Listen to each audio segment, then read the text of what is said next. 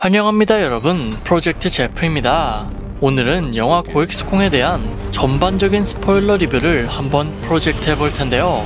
이번 프로젝트는 영화에서 보여준 확장된 세계관과 중요했던 부분들을 분석해보고 여러분이 남겨주신 감상평도 몇 가지 추려서 같이 Thinking About 하는 시간을 가져보겠습니다.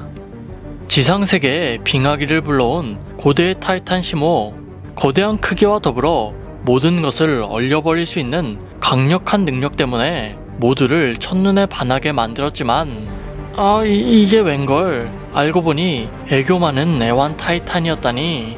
이런 걸 반전 매력이라고 해야 할까요? 타이탄은 분명 인류에게 거대한 위협이 되는 무서운 존재였지만 진정한 약육강식의 세계인 할로워스에서는 웬만큼 강한 타이탄도 맥을 못 출 만큼 다양한 생물군과 특이한 상황이 존재했죠. 그 증거로 콩은 시작부터 와트동 무리에게 쫓겨 맛있는 점심 식사가 될 뻔했다는 것과 너무 순진했던 시모는 그만 스카킹에게 붙잡혀 용암찜질을 당하고 있다는 것이었습니다. 대부분의 생명체들은 단순히 자신이 살기 위해 먹이 활동을 하지만 스카킹처럼 욕심 많고 사악한 존재들은 다른 일을 도모하기에 고질라는 할로워스에 서식하는 생명체가 지상으로 올라오는 것을 좋아하지 않았습니다. Godzilla, he's not here to hurt us. He's just keeping his kind in their world and us in ours. 그들이 지상으로 올라오는 순간 지구 생태계가 붕괴될 것임을 알았던 고질라는 이 두 세계를 분리하려고 노력했죠. 지상과 할로워스를 잇는 이 포탈이 언제부터 존재한 것인지는 알 수 없었지만 고질라는 이 포탈을 이용해 삽시간에 다른 장소로 이동할 수 있었습니다. We lost Godzilla. He dropped off the scan near Venezuela. Dropped off? I'm telling you, Dr. Brooks was right. It's a hollow earth. That's how he moves around so fast, using these underwater tunnels like wormholes, just like zipping around. 그래서 매번 고질라는 제 시간에 도착할 수 있었고 그가 할로워스로 돌아갈 수 있었음에도 지상에 남아있는 이유는 알파 타이탄으로서 모두에게 경고하기 위해서였죠. 물론 자기 뜻에 복종한다면 그는 다른 타이탄들을 죽이지 않았습니다. 오히려 지상에 남아있는 타이탄들은 생태계에 긍정적인 영향을 미쳤기 때문에 가만히 있는 한 고질라도 크게 관여하지 않았죠. 고질라가 콩을 공격한 이유도 이와 같은 맥락일 테지만 사실 더 큰 이유는 스카킹에게 있었을 겁니다. 할로워스에 남겨진 이위족의 벽화에 따르면 영장류 타이탄은 원래 인류와 조화를 이루며 살고 있는 수호자였지만 욕심 많은 스카킹을 필두로 분파가 나뉘게 되었고 스카킹은 시모를 조종하여 지상세계를 정복하려고 했었죠. 하지만 이 사실을 눈치챈 고질라는 모스라와 함께 스카킹 세력을 지하 깊은 곳에 봉인했는데 아마 이 과정에서 고질라는 콩 종족에 대한 불신이 생겼을 것으로 추정됩니다. 당장은 수호자이지만 언젠가 또 다른 정복자가 될 수도 있다는 생각에 두 종족은 갈등을 빚었을 수도 있겠죠. 그래서 이집트로 올라와 포효하는 콩을 보면서 고질라는 많이 화가 났을 겁니다. 왜냐하면 이 시기에 고질라는 이위족이 보내는 위험 신호에 반응하며 엄청 예민한 상태였는데 하필 지상으로 올라온 존재가 지난번 자신에게 굴복하지 않았던 콩이었으니 그가 느끼기에 이 행동은 전쟁 선포와도 같았겠죠. 물론 진짜 전쟁은 지구 내부에 있었지만 말입니다. 고대 콩 사건 이후 모나크는 지난 3년간 콩을 관찰하며 할로워스에 대한 연구를 진행했지만 아일린 박사가 언급하길 그들은 아직 할로워스의 5%밖에 밝혀내지 못했다고 설명했죠.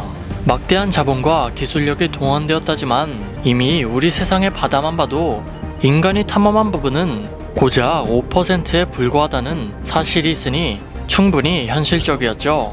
다만 그들이 할로워스를 탐사하는 이후에는 현실 세상과는 구분되는 전제가 있었는데 그것은 바로 인류가 지구의 주인이 아니라는 생각이었습니다.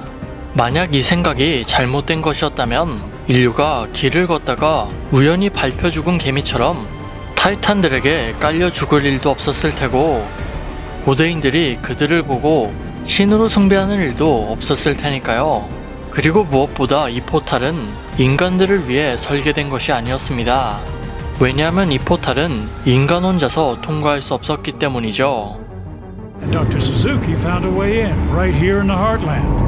Now the thing is, the tunnel is too unstable for us to enter.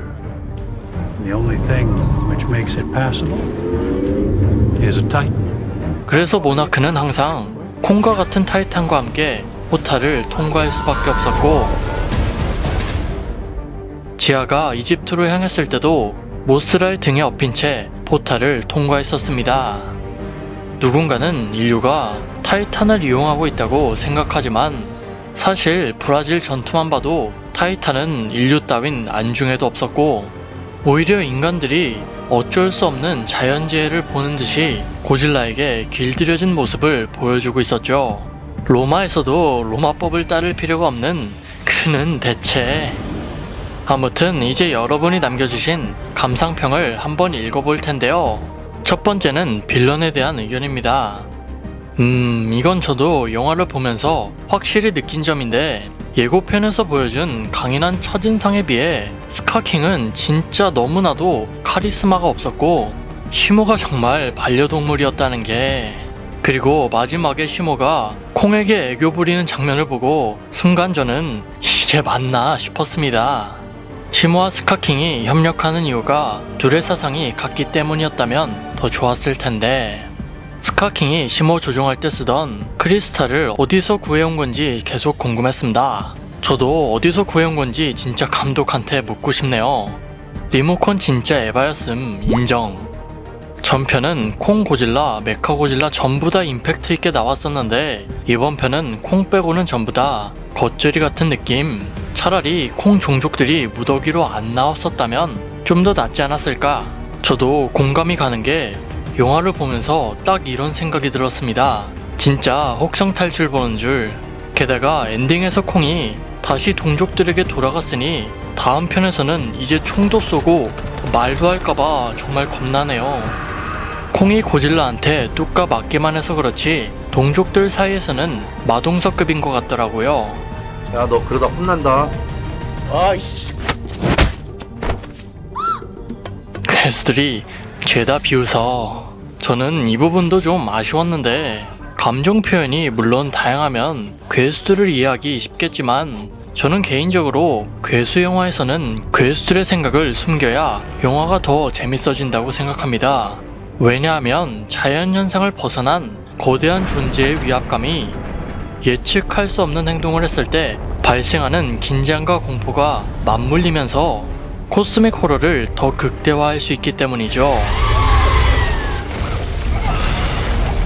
즉, 괴수들이 자꾸 이런 식으로 인간적인 감정 표현을 남발한다면 그냥 광대마냥 우스꽝스러워진다는 것입니다. 제가 2014년도에 고질라를 정말 좋아하는 이유도 이런 점을 철저히 지키고 있었기 때문이죠.